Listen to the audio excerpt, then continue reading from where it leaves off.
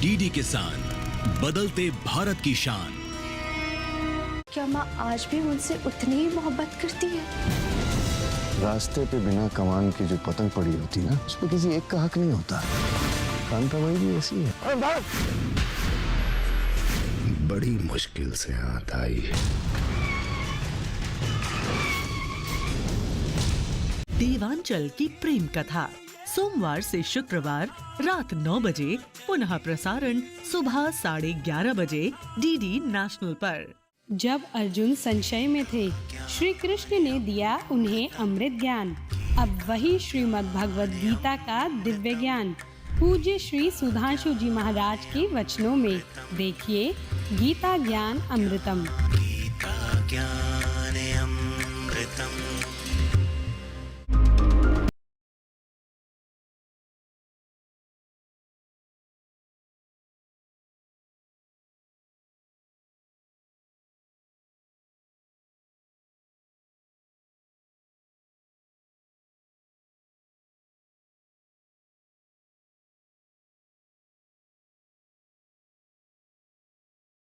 साइनज्ञ Louis Pasteur की पुण्यतिथि यानी 28 सितंबर पर खास विश्व रेबीज दिवस इस रविवार शाम 6:30 पर अपना पशु चिकित्सक लाइव सिर्फ दूरदर्शन किसान चैनल पर।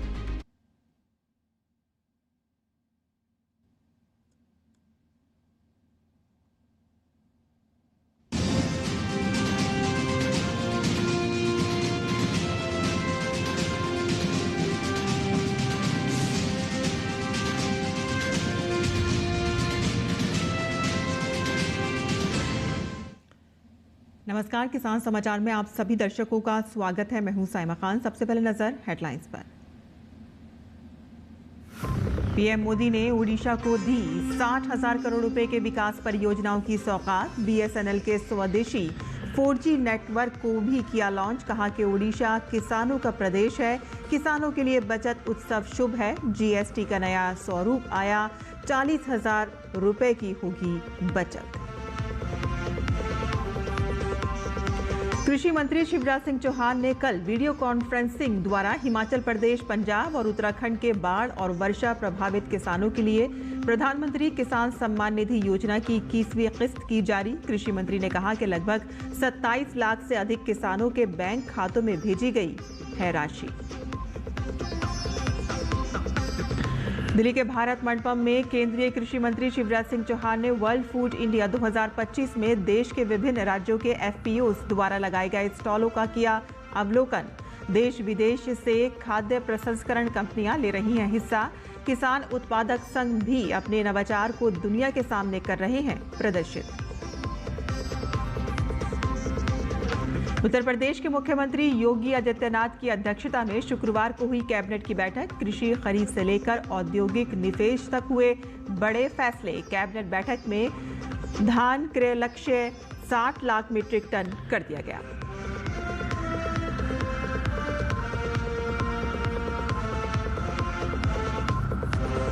और अब समाचार विस्तार से।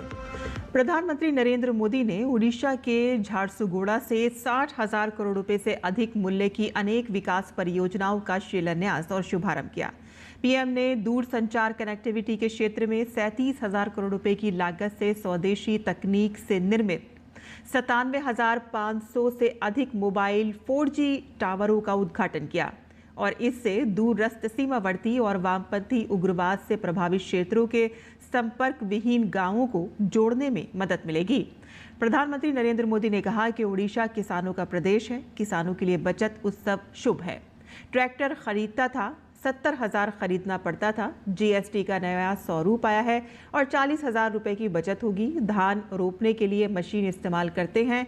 पावर टिल पर खेती किसानी के ऐसे उपकरणों पर टैक्स खत्म कर दिया गया है। उड़ीसा में आदिवासी समाज रहता है, एक उपज पर आश्रित रहता है। तेंदू पत्ता संग्रह पर काम कर रही है। जीएसटी कम किया गया है। आज बीएसएनएल अपनी स्थापना का 25वां वर्ष मना रहा है और इस ऐतिहासिक दिन बीएसएनएल और उसके सहयोगियों की मेहनत से आज Bharat global telecom manufacturing hub बनने की दिशा में आगे बढ़ रहा है। ये ओडिशा के लिए भी गर्व की बात है कि आज झारसुगुड़ा से बीएसएनएल के स्वदेशी 4G नेटवर्क का शुभारंभ हो रहा है, जिसमें करीब 1 लाख, दोस्तों देश के लिए गर्व होगा, 1 लाख 4G टावर है। ये टावर देश के दूरदराज के क्षेत्रों में कनेक्टिविटी की नई क्रांति लाने जा रहा है। 4G तकनीक के एक विस्तार से देश भर में 2 करोड़ से ज्यादा लोगों को सीधा लाभ मिलेगा। करीब 30,000 ऐसे गांव जहां हाई स्पीड इंटरनेट सुविधा नहीं थी, वहां भी अब ये सुविधा मिलने जा रही है। चौहान ने वर्ल्ड फूड इंडिया 2025 में देश के विभिन्न राज्यों के एफपीओज द्वारा लगाए गए स्टॉलों का अवलोकन किया। उन्होंने कहा कि एफपीओज के काम को देखकर बहुत खुशी हुई। कई एफपीओज ऐसे हैं जिनका टर्नओवर करोड़ों में है। मैं उन सभी को बधाई देता हूं।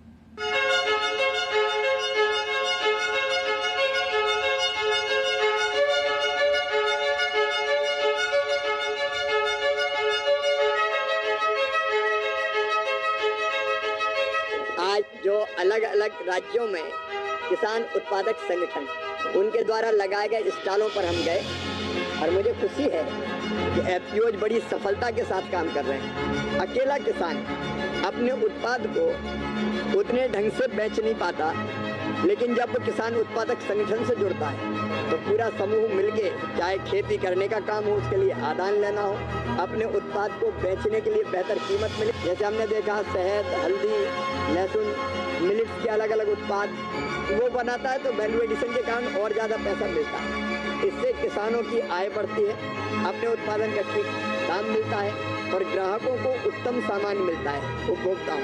आज मुझे खुशी हुई हमारे एफपीओज के काम को देखकर और अब लगभग 10,000 से ज़्यादा एफपीओज निरंतर प्रगति कर रहे हैं। सबको बधाई।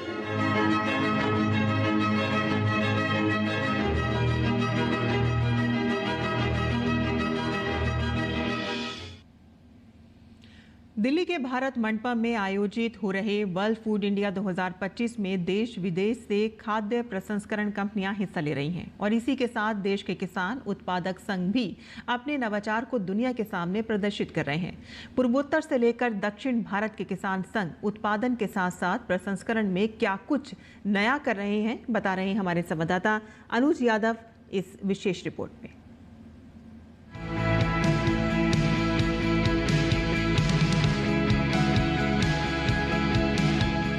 खाद्यान्न दुनिया की सबसे बड़ी जरूरतों में एक है, लेकिन अच्छे स्वास्थ्य की जरूरतों को पूरा करने के लिए पोषण युक्त आहार की आज देश दुनिया में सबसे बड़ी मांग है और भारत इसका नेतृत्व कर रहा है।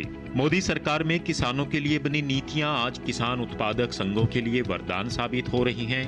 बात करते हैं पूर्वोत्तर भारत की, तो यहाँ के एफपीओ ऑर्गेनिक खेती में नया रिकॉर्ड बना रहे हैं और अपने उत्पादों को निर्यात कर अच्छा मुनाफा ले रहे हैं। हमारा नॉर्थ ईस्ट में अरुणाचल प्रदेश में जो भी फ्रूट और हॉर्टी एंड एग्रीकल्चरल प्रोडक्ट होता है उसमें से जैसे कीवी फ्रूट वो आपका न्यूजीलैंड का फ्रूट है बेसिकली, लेकिन अरुणाचल में जो कीवी होता है वो और न्यूजीलैंड का कीवी से भी बहुत अच्छा कीवी है।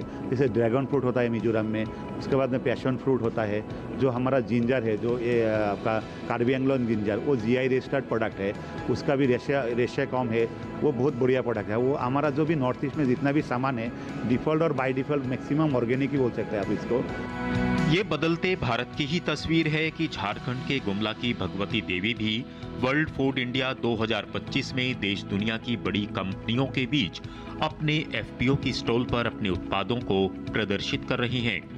हम लोग SHG ग्रुप से हैं दीदी लोग, हम लोग का समूह जो फार्मर प्रोड्यूसर कंपनी है वहाँ में सारी महिलाएं काम करती है और हम लोग का यह प्रोडक्ट बिक्री होता है। ये हमारे मतलब गुमला जिला में होता है, हमारा आउटलेट है वहाँ, उसके बाद ऑनलाइन में भी होता है हम लोग का। अब पूरा इंडिया में हम लोग इसको बिक्री करते हैं। नवाचार के लिए अवसरों की देश में अब कोई कमी नहीं है। युवा शिल्पा एक जिला एक उत्पाद के तहत त्रिपुरा में बांस और बाकी चीजों से ऐसे उत्पाद बना रही हैं जिससे इन्हें आमदनी भी अच्छी हो रही है और गांव की ही महिलाओं को रोजगार भी दे रही हैं। गांव में सबसे बड़ी प्रॉब्लम होती है माइग्रेशन की, उन आर्टिजन्स की जो चले जाते हैं। सो हम प्लांटेशन से लेके आसपास के जितने गांव होते हैं, जितने भी आर्टिजनल वर्कर हैं, उन सबको एम्प्लॉय करते हैं जो हमारे लिए फर्नीचर और होम डेकोर के आइटम्स बनाते हैं। पर जो नॉन आर्टिजन हमारे हैं कम्युनिटी मेंबर्स, वो हमारे लिए ये बैम्बू लीफ टी बनाते हैं जो कि इंडिया का पेटेंटेड प्रोडक्ट है एंड US में इसका पेटेंट पेंडिंग है। वर्ल्ड फूड इंडिया 2025 का मकसद खाद्य प्रसंस्करण में नवाचार, घरेलू बाजार को वैश्विक स्तर पर पहचान दिलाना है और भारत तेजी से न सिर्फ उत्पादन के क्षेत्र में बल्कि निर्यात में भी रिकॉर्ड कायम कर रहा है।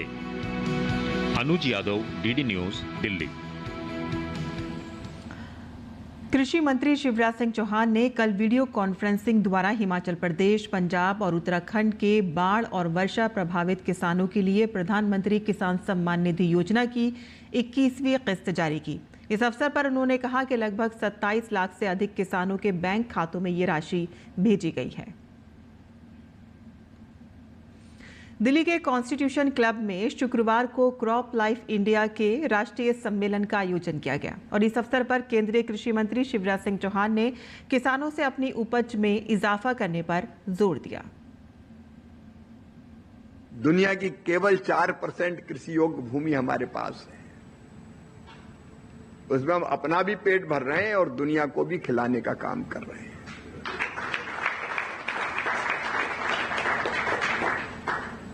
लेकिन आगे जैसा आपने कहा $1 ट्रिलियन, $5 ट्रिलियन से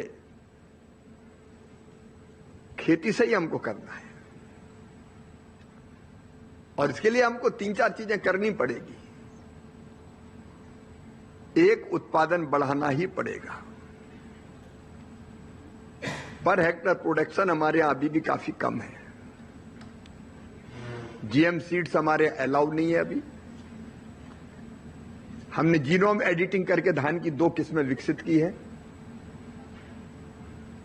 जिसमें पानी भी बचेगा और उत्पादन भी लगभग 25 से 30% बढ़ेगा। हमारे साइंटिस्ट भी काम कर रहे हैं, लेकिन उत्पादन बढ़ाना पड़ेगा और कोई विकल्प नहीं है। उत्तर प्रदेश में मुख्यमंत्री योगी आदित्यनाथ की अध्यक्षता में शुक्रवार को कैबिनेट की बैठक हुई जिसमें सरकार ने 22 अहम प्रस्तावों को मंजूरी दी। इनमें कृषि खरीद से लेकर औद्योगिक निवेश तक हुए बड़े निर्णय शामिल हैं। कैबिनेट बैठक में धान क्रय लक्ष्य 60 लाख मीट्रिक टन कर दिया गया है, तो वहीं सेमीकंडक्टर निवेश और लिंक एक्सप्रेस वे को हरी झंडी दिखाई गई। यूपी सरकार उज्ज्वला योजना के तहत 1.86 करोड़ परिवारों को होली दीपावली पर 2 मुफ्त सिलेंडर देगी और इसके अलावा आगरा लखनऊ से गंगा एक्सप्रेसवे तक 90 किलोमीटर का नया लिंक एक्सप्रेसवे को स्वीकृति दी गई है जिसकी कुल लागत 7,488 करोड़ रुपए है और साथ ही 3 नई निजी यूनिवर्सिटियों को अनुमति दी गई है जिसके बाद यूपी में अब कुल 50 निजी विश्वविद्यालय हो जाएंगे। बैठक में फैसला लिया गया कि छात्रवृत्ति के लिए डीबीटी से भेजे गए 647 करोड़ रुपए जाएंगे जिससे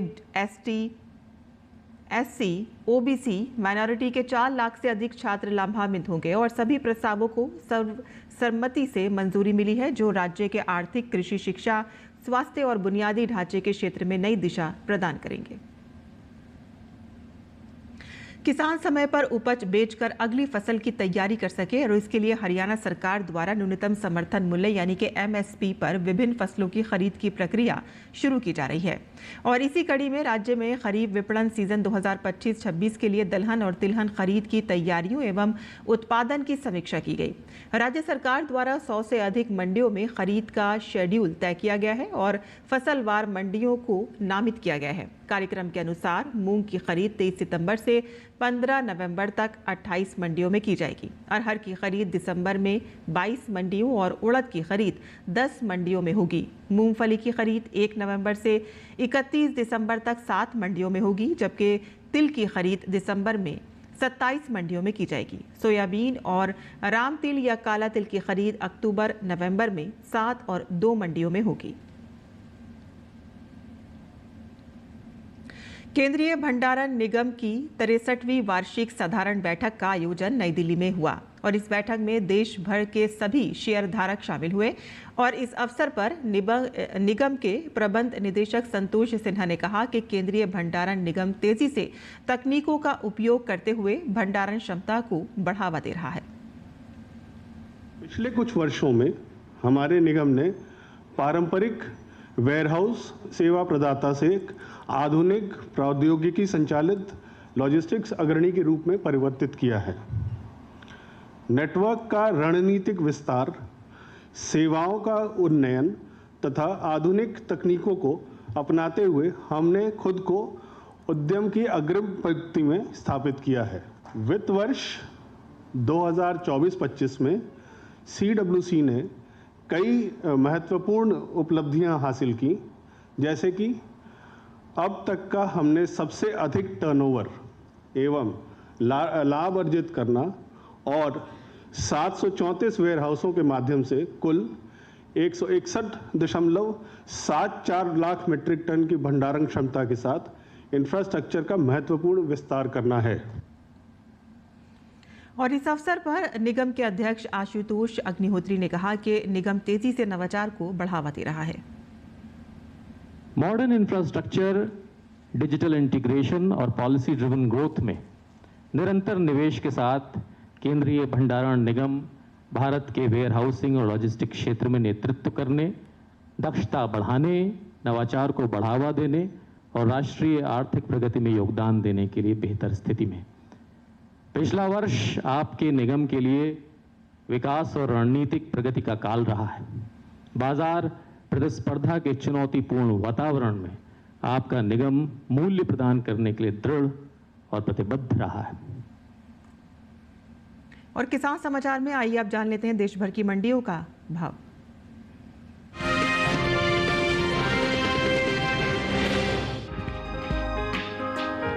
इन दिनों ज्यादातर कृषि उपज मंडियों में सेब की आवक सामान्य देखने को मिल रही है। भाव पर नजर डालें तो पोरबंदर, कुल्लू और श्री गंगानगर मंडी में इस दौरान सेब के सौदों में कोई फेरबदल नहीं हुआ, जबकि बदायूं मंडी में सेब के भाव में नरमी देखने को मिली। एगमार्क नेट के मुताबिक देश के अलग अलग राज्यों की मंडियों में सेब के भाव इस तरह रहे। गुजरात की पोरबंदर मंडी में 25 सितंबर को सेब का भाव रहा 6,000 रुपए। 26 सितंबर को इसके भाव में कोई बदलाव देखने को नहीं मिला और भाव 6,000 रुपए पर बना रहा। इसी तरह हिमाचल प्रदेश की कुल्लू मंडी में 25 सितंबर को सेब का भाव रहा 3,500 रुपए, जो कि 26 सितंबर को 3,500 रुपए पर ही टिका रहा। राजस्थान की श्री गंगानगर मंडी में भी बीते 2 दिनों के दौरान सेब के भाव स्थिर रहे। यहां 25 और 26 सितंबर को सेब 4,500 रुपए पर बिका, जबकि उत्तर प्रदेश की बदायूं मंडी में सेब का कारोबार गिरावट के साथ हुआ।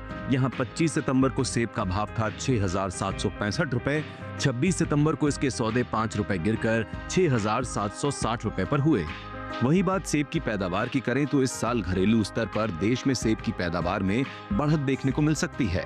कृषि मंत्रालय की ओर से बागबानी फसलों के लिए तीसरे अग्रिम अनुमान के ताजा आंकड़ों को जारी किया गया है, जिसके मुताबिक साल 2023-24 के दौरान घरेलू स्तर पर सेब की उपज 26,99,000 मीट्रिक टन होने का अंदाजा जताया गया है, जबकि बीते साल इस दौरान सेब की पैदावार 26,75,000 मीट्रिक टन रही थी। यानी इस साल सेब की पैदावार में 24,000 मीट्रिक टन की बढ़त देखने को मिल सकती है। उम्मीद है कि इसका असर सेब के बाजार भाव पर पड़ सकता है। सेब के निर्यात पर नजर डालें तो एपीडा की ओर से जारी ताजा आंकड़ों के मुताबिक सेब के निर्यात में कमी आई है। वित्त वर्ष 2023-24 के दौरान देश से होने वाले सेब का निर्यात 21,852 मीट्रिक टन का हुआ है, जबकि बीते साल इस दौरान सेब का निर्यात 52,875 मीट्रिक टन का हुआ था। यानी साल 2023-24 के दौरान सेब के निर्यात में 31,023 मीट्रिक टन की कमी देखने को मिली है। बता दें कि भारत ने सबसे ज्यादा सेब का निर्यात नेपाल, बांग्लादेश, भूटान, कतर और मालदीव और ग्रीस के अलावा दूसरे कई और देशों को किया है।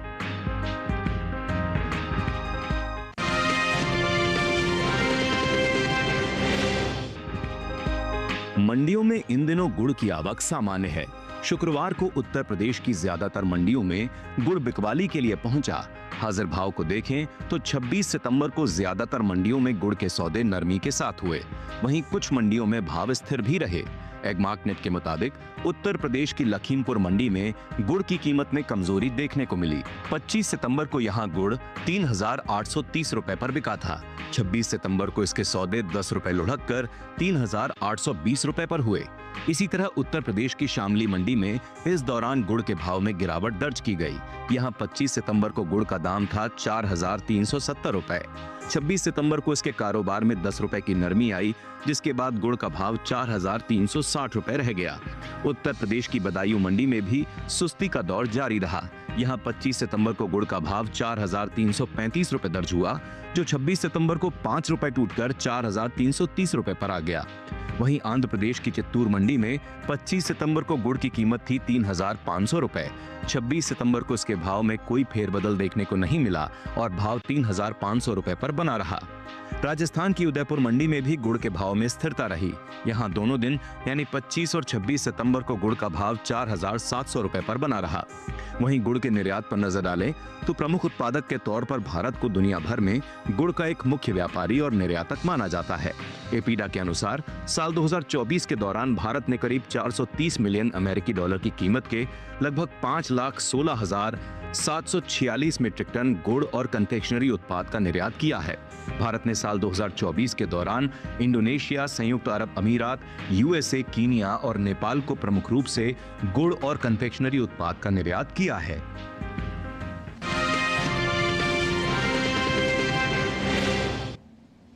और मंडी भाव के बाद अब बात कर लेते हैं मौसमी खेती की। किसान इस मौसम में कैसे रखें अपनी खेती का ख्याल, आइए देखते हैं। नमस्कार, आप देख रहे हैं डीडी किसान। मैं हूं एआई कृष और आज हम भारत के विभिन्न राज्यों में होने वाली खेती किसानी से संबंधित सलाहों के बारे में पूरी जानकारी देंगे। मौसम को ध्यान में रखते हुए पूर्वी उत्तर प्रदेश के किसान जरूरत के हिसाब से धान की सिंचाई करें। साथ ही यहां के किसान तोरिया की बुवाई कर लें। पूर्वी उत्तर प्रदेश के किसान जरूरत के हिसाब से पत्ता गोभी, फूल गोभी और शिमला मिर्च की बुवाई करें। साथ ही यहां के किसान टमाटर की भी बुवाई कर सकते हैं। वहीं पश्चिमी उत्तर प्रदेश में मेथी, धनिया और मूली की बुवाई कर लें। साथ ही तोरिया की बुवाई कर सकते हैं। पश्चिमी उत्तर प्रदेश के किसान मक्का की कटाई कर लें। साथ ही प्राप्त उपज को भंडारित करें। वहीं बिहार के किसान टमाटर की रोपाई कर लें। साथ ही यहाँ के किसान मध्य मौसमी किस्मों की बुवाई कर लें। साथ ही अगेती पत्ता गोभी की बुवाई कर लें। वहीं बिहार के दक्षिणी जलोढ़ क्षेत्र में बैंगन और मिर्च की रोपाई कर लें। वहीं झारखंड के किसान पश्चिमी पठारी क्षेत्र में खेत में लगी सब्जियों को सहारा प्रदान करें। बात करें आंध्र प्रदेश की तो यहाँ के उच्च ऊंचाई वाले क्षेत्र में धान, गन्ना और मक्का की खेतों से अतिरिक्त पानी को बाहर निकाल लें। यहाँ के किसान रागी, मूंगफली, अदरक और हल्दी के खेतों से फालतू पानी को बाहर निकाल लें। आंध्र प्रदेश के किसान केले, गन्ना और नारियल के पेड़ों को सहारा प्रदान करें। साथ ही कम वर्षा वाले क्षेत्र में धान की रोपाई जारी रखें। वहीं तमिलनाडु के किसान गन्ने को भी तेज हवाओं से बचाने के लिए सहारा प्रदान करें। साथ ही केरल के मध्य क्षेत्र में परिपक्व फसलों की जल्द से जल्द कटाई कर लें। साथ ही प्राप्त उपज को सुरक्षित स्थान पर भंडारित करें। इसके अलावा केरल के किसान भी केले के पौधों को सहारा प्रदान करें। इसी तरह कृषि और किसानों से जुड़ी हर महत्वपूर्ण जानकारी के लिए हमारे साथ जुड़े रहिए और देखते रहिए डीडी किसान। धन्यवाद।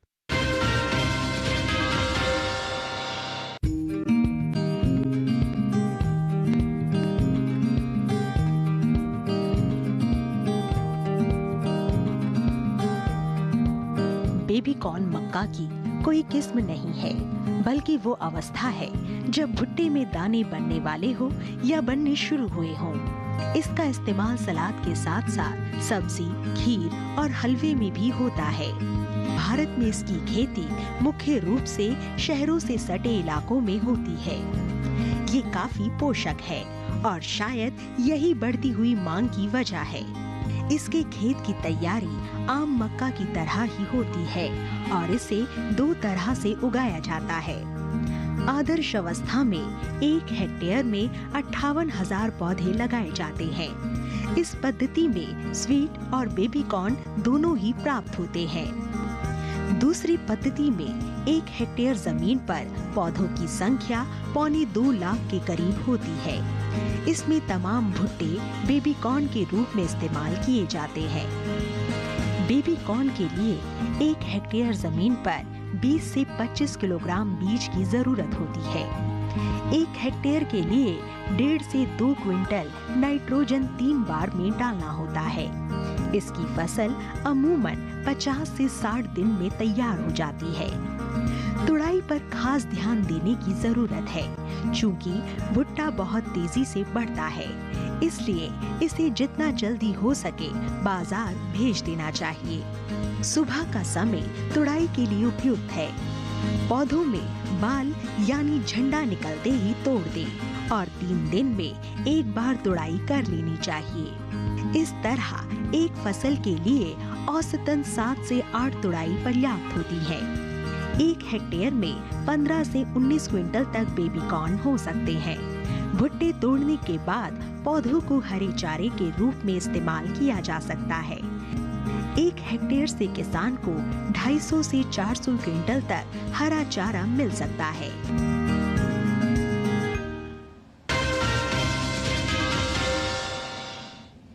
और खेती किसानी के साथ साथ आइए नजर डाल लेते हैं कुछ और महत्वपूर्ण खबरों पर। खास खबर में रेल मंत्री अश्विनी वैष्णव ने सूरत के सरौली में बुलेट ट्रेन परियोजना के high speed rail turn out के निर्माण कार्य का निरीक्षण किया। नवरात्रों की शुरुआत के साथ ही देश भर में जीएसटी की दरों में कमी आने से रोजमर्रा की जरूरत की वस्तुएं सस्ती हुई हैं और इसका प्रभाव बाजारों में दिखना शुरू हो गया है।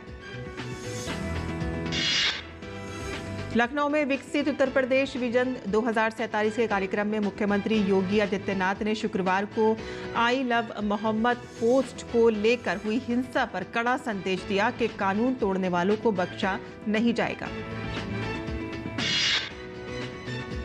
गुरुग्राम के झाड़सा के पास NH 48 के एग्जिट 9 पर तेज रफ्तार थार कार डिवाइडर से टकरा गई, जिसमें 5 लोगों की दर्दनाक मौत हो गई है।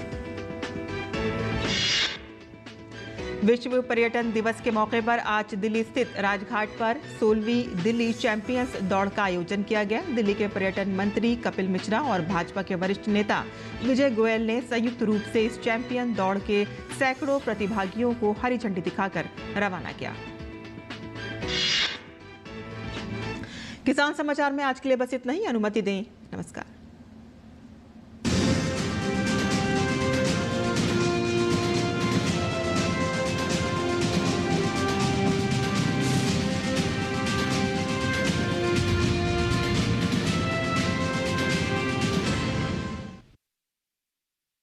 मन की बात है जन जन की, संघर्षों के कुछ किस्से, कहानी कुछ सफलताओं की, अनकही विरासत की, उम्मीदें नए भारत की। महीने के आखिरी रविवार का रहता है इंतजार।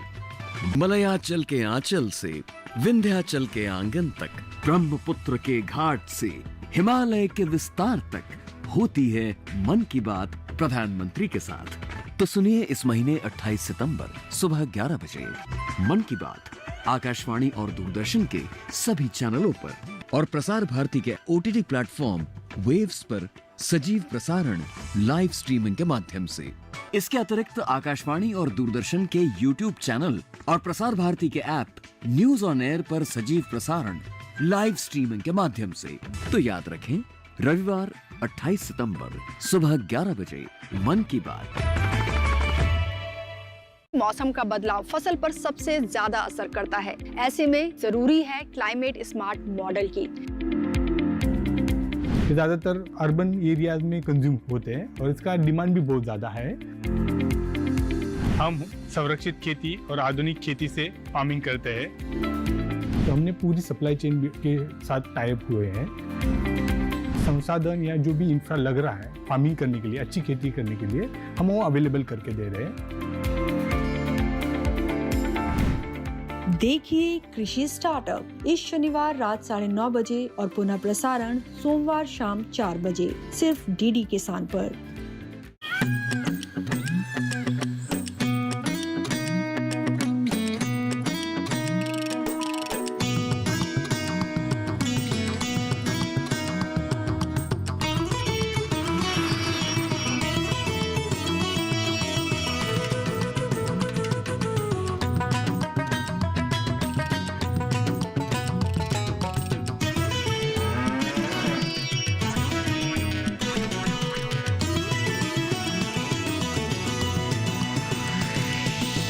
DD किसान, बदलते भारत की शान।